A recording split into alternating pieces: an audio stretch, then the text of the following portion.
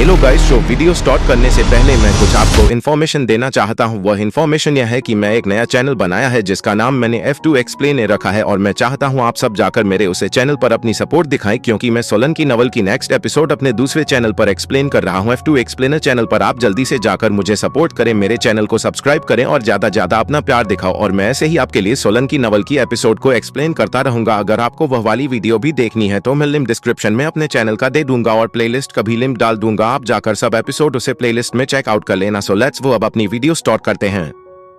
तो एपिसोड की शुरुआत में हमें दिखाया जाता है कि शाओलिन बहुत ही ज्यादा बोर हो रही होती है और वो एक पत्थर को दूसरे पत्थर पर दे मारती है, जिसकी वजह से सेंगाम उसे गुस्से से देखता है और वहां पर मौजूद एक मास्टर अनाउंसमेंट करते हुए कहता है कि अगला मैच वान लुआ पीक से डांटियान और शिलोंग जी पीक से हैंग ही के बीच में होगा, और हम लोग फेंग यी को देखते हैं तो वो असल में एक माफ मैन होता है जो कि बहुत ही ज्यादा डरावना दिख रहा होता है। ये देखकर फेंग किंग भी कहती है कि ये कोई ह्यूमन रेस से है, फिर भला ये अपना मुंह क्यों छुपा रहा है। मगर वहां मौजूद कुछ विजापाल कहते हैं कि लगता है कि शायद इसका चेहरा बहुत ही ज्यादा भद्दा होगा, यानी कि वजह है कि ये अपनी शक्ल छुपा रहा है। इतने में नाइनटियन वो भी उसके फार्म में आकर खड़ा हो जाता है और लॉर्ड नाइनटियन से कहते हैं कि इस भद्दे चेहरे वाले को खत्म कर दो, इसकी हिम्मत कैसे हुई तो एक चैलेंज करनी थी। और फेंग किंगली भी कहती है कि ब्रदर नाइनटियन इसे खत्म कर दो। ये सुनते ही वो माफ मैन वेले में किंग भी को देखता है तो फेंग किंग भी दब जाती है और फिर नाइनटियन से कहता है कि चलो ड्रिल शुरू करते हैं। ये सुनते ही वो माफ मैन फौरन से अपनी एक पिंक का इस्तेमाल करते हुए वहां पर एक जोरदार धमाका करता है और फिर हमें दिखाया जाता है कि वो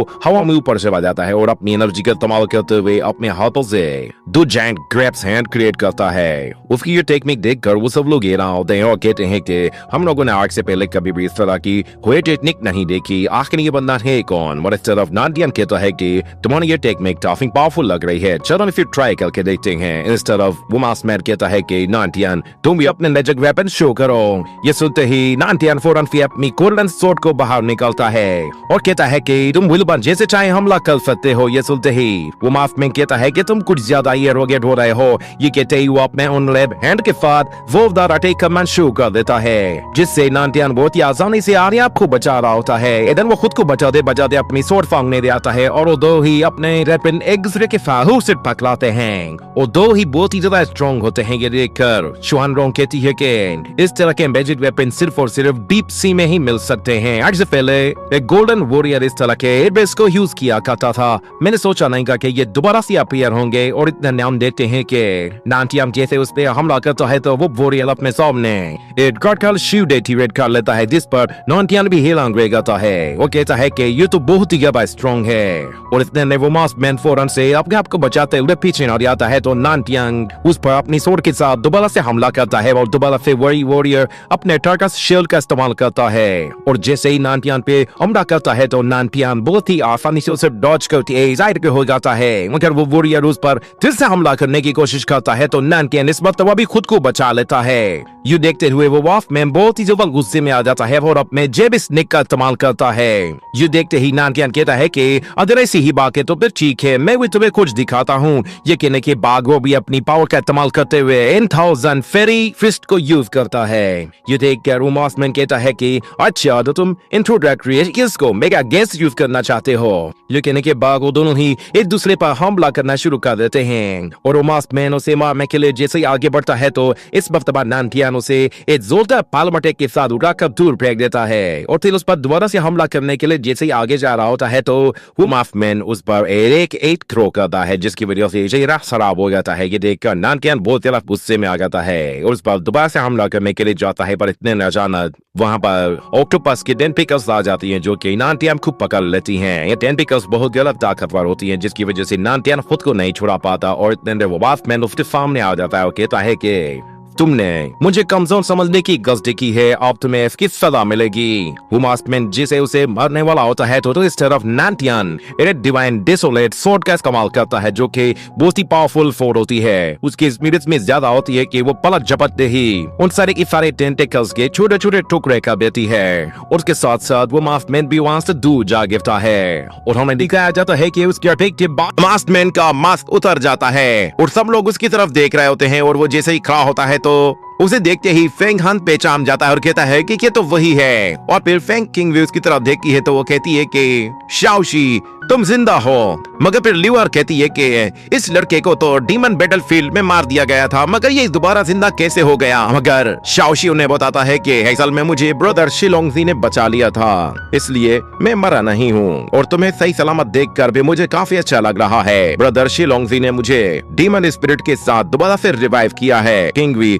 तुम मेरा बस इंतजार करो, मैं नानटियान को हराने के बाद तुम्हारे पास आऊंगा और हम लोग फिर से अपनी नॉर्मल लाइफ जिएंगे। मगर इस तरफ नानटियान उससे कहता है कि अच्छा तो मुझे बताओ कि तुम्हारे पास ये नेवीज ट्रेजर कहाँ से आए हैं। कहीं ऐसा तो नहीं है कि तुम वो सारे मैजिक वेपन यूज कर रहे हो जो कि तुम्हें तुम्हारी फैमिली की तरफ से मिले हैं। मगर फिर शाओशी उससे कहता है कि मैं नहीं जानता कि मुझे जिंदा रहना भी चाहिए या फिर नहीं, पर मैं इतना जानता हूँ कि मैं तुम्हें आज ऐसा सबक सिखाऊंगा कि तुम्हें पता चलेगा कि मौत क्या होती है। ये कहने के साथ ही वो अपनी पूरी पावर का एक साथ इस्तेमाल करता है, जिससे हमें दिखाया जाता है कि जमीन से एक जबरदस्त एनर्जी निकलकर ऊपर की तरफ जाती है और हमें वहाँ पर एक बहुत बड़ी ब्लू वेल दिखाई देती है जो कि साइज में इतनी ज्यादा बड़ी होती है कि वो पूरे के पूरे बैटल ग्राउंड को ही कवर कर लेती है। और उसकी खूबसूरती देखकर वहाँ मौजूद हर एक बंदा उसका दीवाना हो जाता है, यहाँ तक कि ल्यूआर वो भी उसे देखकर बहुत ज्यादा खुश होती है। मगर दूसरी तरफ हम देखते हैं कि नानटियान लुमिनस डिवाइन सोर्ड का इस्तेमाल करता है जो कि साइज में बहुत ही ज्यादा बड़ी हो जाती है और वो सोर्ड के साथ जैसे ही उस ब्लू वेल पे हमला करता है तो वो दोनों एक दूसरे से टकराते हैं और हमें दिखाया जाता है कि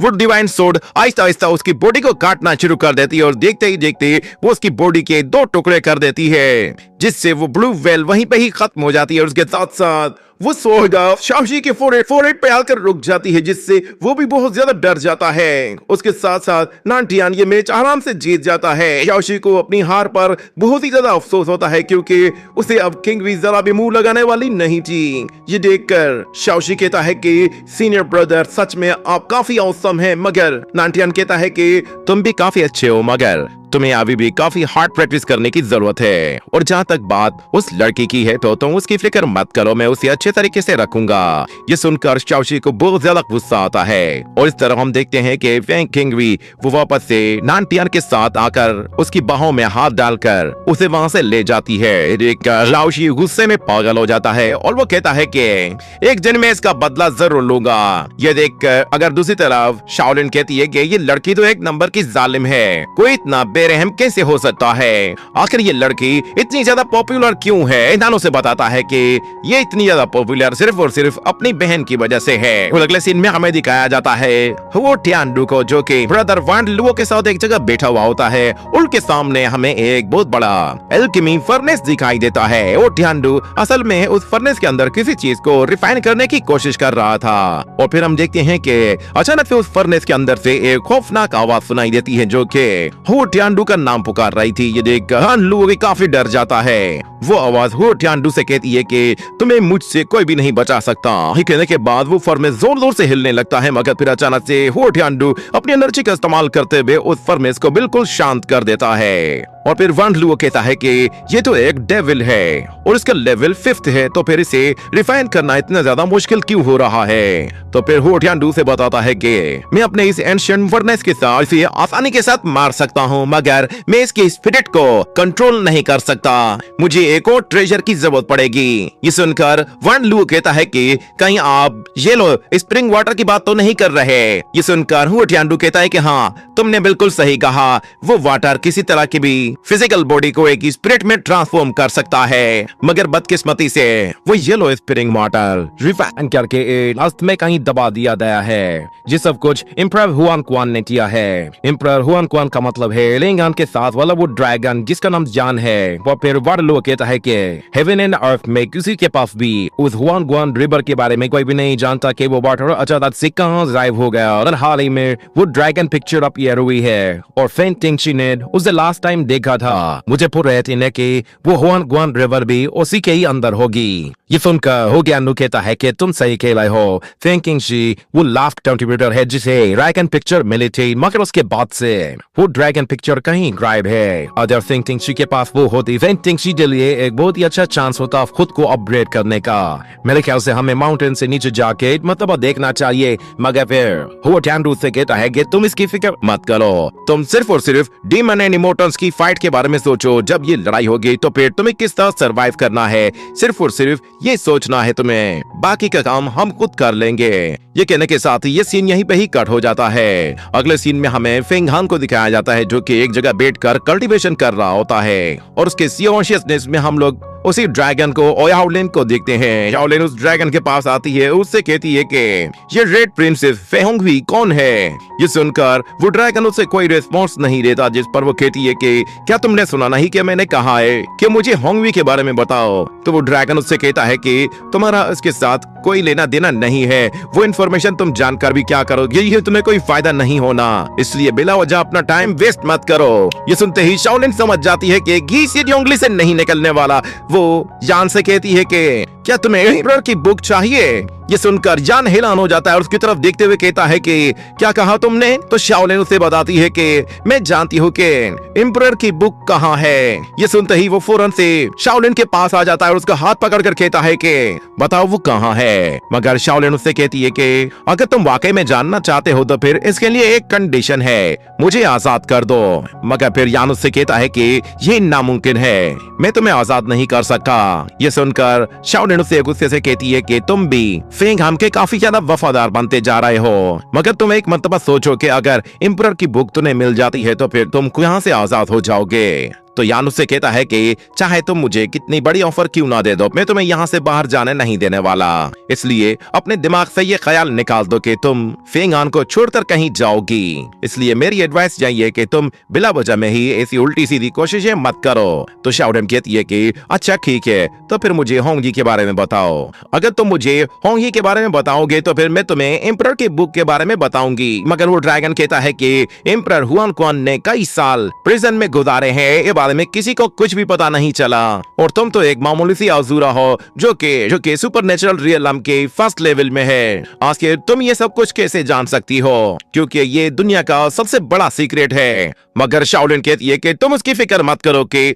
मुझे ये सीक्रेट कैसे पता चला है, बस तुम ये समझ लो कि अगर मैंने तुम्हें ये बात बताई है तो फिर ये बात बिल्कुल सच ही होगी, और वैसे भी मैं झूठ बोल रही हूँ या फिर सच, ये तो तुम खुद पता लगा सकते हो। ये सुनकर यान उससे कहता है कि अच्छा ठीक है, तो फिर मुझे बताओ। अगर शाओलिन कहती है कि पहले तुम मुझे होंगी के बारे में बताओ। ये सुनते ही ड्रैगन हंसना शुरू कर देता है और कहता है कि चलो ये भी ठीक है, क्यों ना मैं तुम्हें उसकी कुछ मेमोरीज दिखाऊं, जिससे तुम्हें पता चल जाएगा कि फेंग हान और होंगवी के बीच में क्या रिलेशन है। ये कहते ही वो अपनी एनर्जी उसकी बॉडी में ट्रांसफर करता है, जिससे शाओलिन को होंगी और फेंग हान की मेमोरीज दिखाई देती है, जिसमें फेंग हान होंगवी के साथ जब मिला था उससे लेकर उसकी पूरी जर्नी जहाँ तक वो फेंग हान के साथ थी, वो सारी की सारी जर्नी शाओलिन को दिखाई देती है। वो सारा सीन देखने के बाद हमें दिखाया जाता है कि शाओलिन की आंखों से आंसू बह रहे होते हैं, जिस पर वो खुद भी हैरान होती है और कहती है कि मैं रो क्यों रही हूँ, आखिर उस लड़की ने फेंग हान के लिए अपनी जान क्यों दे दी। मगर इस तरफ यान कहता है कि चलो अब तुम्हारी बारी है, मुझे उस बुक के बारे में बताओ। तो शाओलिन उसे बताती है कि तुम्हें वो अंडरवर्ल्ड के डीमन लॉर्ड जू शुई के पास मिलेगी। तो जू शुई का सुनकर वो ड्रैगन थोड़ा सा सोच में पड़ जाता है और उसी के साथ ये सीन यहीं पे ही कट हो जाता है। और अगले सीन में हमें दोबारा से शाओलिन को दिखाया जाता है जो कि काफी उदास बैठी हुई होती है और वहीं पे फेंग हान आता है। वो दरवाजा बंद करके बाहर जाने लगता है, मगर वो देखता है कि शाओलिन काफी उदास बैठी हुई है, तो वो उससे कहता है कि तुम यहाँ पे क्या कर रही हो। तो शाओलिन कहती है कि क्या हुआ, क्या तुम कंपटीशन के लिए नहीं जाने वाले। ये सुनते ही फेंग हान वहाँ से जाने लगता है, तो शाओलिन भी उसके पीछे पीछे चली जाती है। फेंग हान ये देखकर काफी हैरान होता है कि इस मर्तबा इस लड़की का बिहेवियर काफी चेंज लग रहा है। और दूसरी तरफ हम देखते हैं कि वो लोग जब बैटल ग्राउंड की तरफ जा रहे होते हैं तो वहाँ पे उनकी मुलाकात जुनलान और ल्यूआर के साथ होती है। तो फेंग हान उन लोगों को देखकर उनके आगे हाथ जोड़कर उन्हें ग्रीट करता है और फिर ल्यूआर कहती है कि ब्रदर फेंग हान, आज मेरा मैच है, तुम देखना मैं आज कैसा परफॉर्म करते हूँ। तो फेंग हान कहता है कि मुझे पूरा यकीन है कि तुम ये मैच आराम से जीत जाओगी। तो ल्यूआर कहती है कि हाँ मैं जानती हूँ, मगर इस मर्तबा तुम देखना मेरी स्ट्रेंथ पहले के मुकाबले में काफी इंप्रूव हो चुकी होगी, इसलिए अगर तुम्हारा मुकाबला मुझसे हुआ तो फिर तुम जरा बच कर रहना।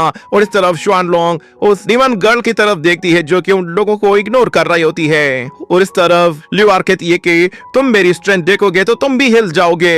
तो फेंग हान कहता है कि हाँ ठीक है। और इतने में अचानक सेक्ट की बेल बजना शुरू हो जाती है और इसी के साथ ये एपिसोड यहीं पे ही एंड हो जाता है।